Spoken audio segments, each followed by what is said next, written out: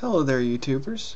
This is your friendly internet Spiderman, and I'm here to talk to you about, well, really, I'm here to continue on the subject of religion. I was looking at my uploaded videos and how many views I got for the religion video, and it was a little bit higher than my other videos. And because religion is a rather touchy subject, and it's a very popular subject, I might add, I think I'll probably take the time to talk about that. Now, it'll be kind of lengthy, and I might have to expand upon it in different other videos. It all depends on the questions, which you can send to friendlyinternetspiderman@yahoo.com, all one word. And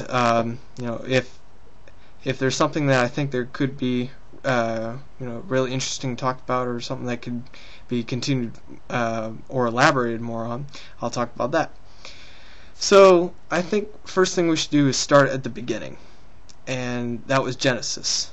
And even though I'm agnostic, I believe that everybody should read the Bible at least in either its entirety, or at least like many specific parts that are very important, especially Genesis, because everything has to have a beginning, and every society has an origin story.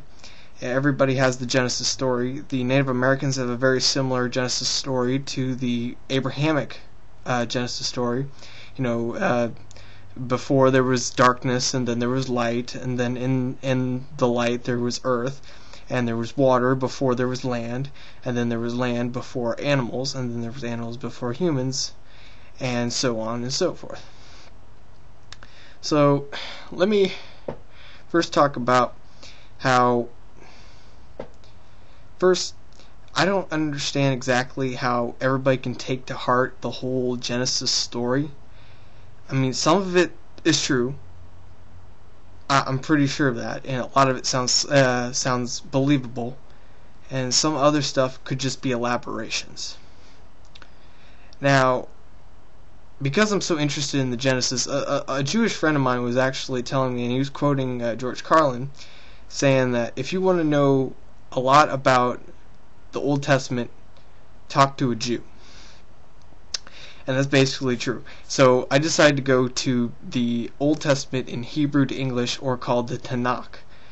And that's a contraction, well, anagram really, which means Torah something something. Really it means Torah, Psalms, and Prophets, basically Old Testament, of course.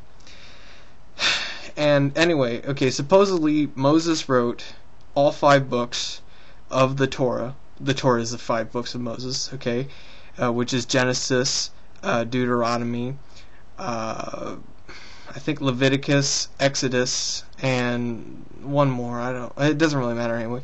But supposedly he wrote Genesis, quoted by God from a burning bush.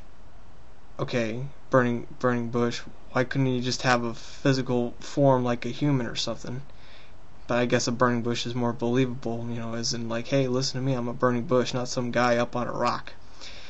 Anyway, Genesis starts out as there was darkness, and then there was light, and then there was earth, and I'm going to link in a little anthropological information here too.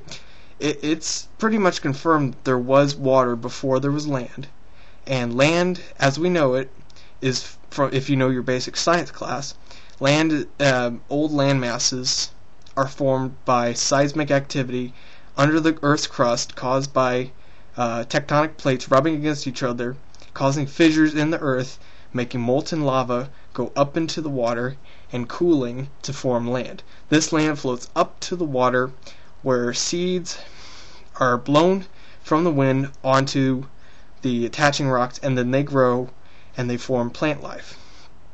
Now, I don't totally understand evolution myself, but it makes a little bit more sense than just being made from the dirt.